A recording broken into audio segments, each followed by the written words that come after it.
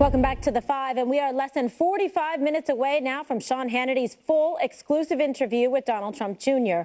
But before we get to that, take a look at how the broadcast networks covered Don Jr.'s meeting with a Russian lawyer during the campaign. We start with a bombshell chain of emails breathing new life into the question of whether the Trump campaign colluded with Russian operatives to boost his chances. The president's son was told during the campaign that he was about to get dirt on Hillary Clinton. And he was told in those emails that the Russian government was out to help his father win. The Russia investigation the president calls fake has just become a very real problem for his son. And here's some of the political reaction.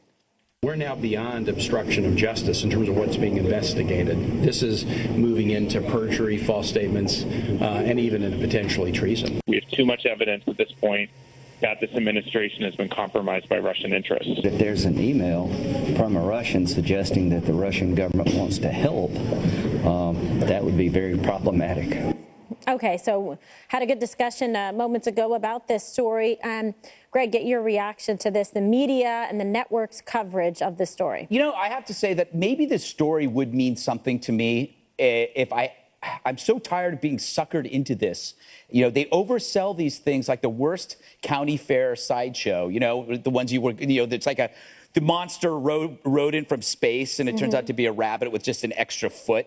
And then CNN actually reports... What kind of fair did you go to? Allentown. Well, he County. went to Berkeley. Yeah. But CNN sold it as news that Tim Kaine was calling it treasonous. And I'm thinking, like, how is it news that a guy that was humiliated by Mike Pence in a debate and then humiliated in November by Trump and Pence would express this kind of political opinion toward the people who basically beat him like a bowl of eggs? Right. And he also is obviously a poor student of the law because there is no treason here. But thanks so much for that. Wow. Okay, Dana. Well, they never, the left at the moment, it never misses an opportunity to overreact. And so their overreaction, every overreaction causes an overreaction on the other side. And so, you know, I'm overreacting. Yes.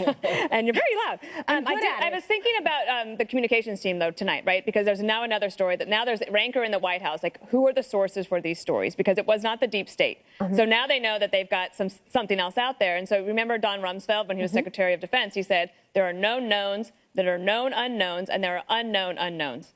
And if I were at the White House, I'd put up a big board, like, here's all the knowns, the unknowns, and where do we have to figure out to close these gaps? And people got to start talking and trusting the communicators so that they can try to get out in front of this. Because if they want to talk about health care and infrastructure and tax reform, they've got to clear the decks and allow some space for that. The story won't go away. The media is not going to stop until... You're 100% right. You hit the nail on the head. The problem is that there isn't trust of the communicators. That's the problem. So if you don't trust your communicators, apparently they don't trust each other either. You got to do something. Yeah, you've got to do something about it because you can't run efficiently, you know, like this. Jesse. Yeah, I think the left is playing Russian roulette with this story. Whoa. They are going to lose once again.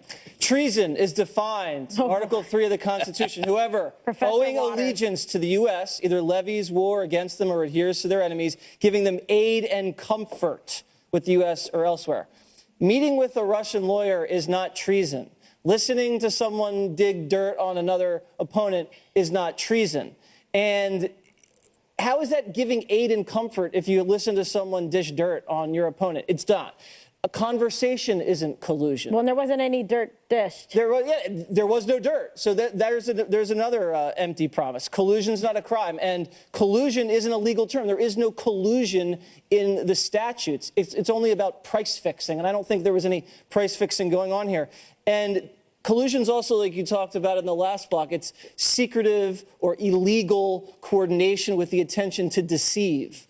There was no crime here, and then there was no deceit. So the only facts are this woman wasn't connected to the Russian government. She was not a Russian agent, and there was nothing discussed about hacking either. There is some collusion, if you want to play this game, between the Ukrainian government and the Clinton campaign. There were meetings at the Ukrainian embassy. The DNC was involved. This is from Politico. Juan's laughing. Per Politico.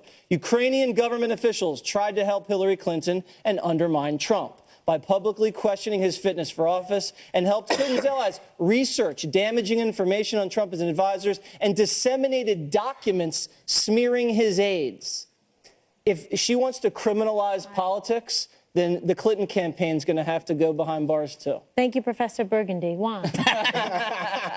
Well, I mean, clearly you have here a situation now where people think there was possibility of crime. And the very least, what we have is, well, the conspiracy would be election fraud, conspiracy to commit election fraud, or conspiracy to obtain information from a foreign adversary, from a foreign government. That's not allowed in American elections. That's illegal. How is this election fraud? Let me just, how it's a fraud.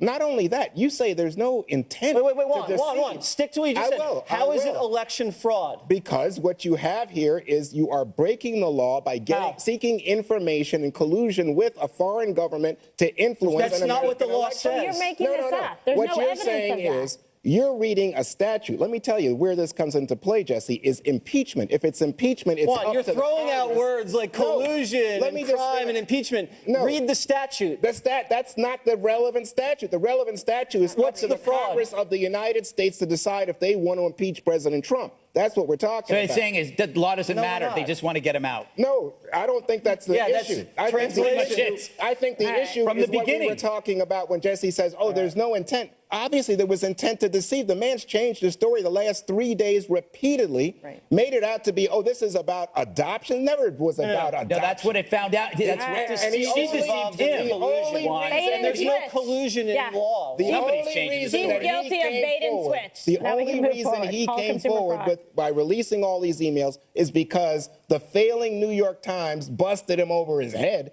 and forced him to release this information, and it's embarrassing to him, embarrassing. How many times have they been right, and how many times have they been wrong in the last month? Oh, I think they're pretty right on this one. Well, they've been wrong a lot before.